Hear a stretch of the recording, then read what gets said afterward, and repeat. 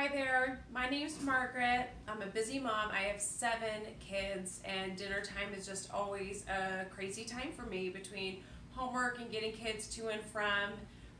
We really enjoyed this course because it made me be a little more mindful, intentional about getting my kids involved in the kitchen. For this recipe, I chose to get my 13-year-old boy involved, definitely old enough to do everything in the video and in the guides, use a knife, use the stove, and even I was surprised how new a lot of these skills were to him. Chopping up, cutting raw meat did not come naturally. We had to review how to hold the knife and use, safety fingers, things like that. But I say at the end of the meal, he was so proud of himself.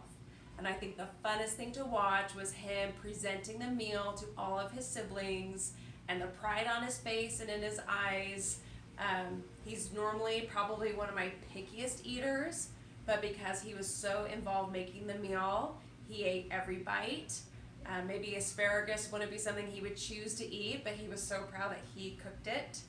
And then he was even helpful with the cleanup. He felt ownership of the meal. It was a great experience.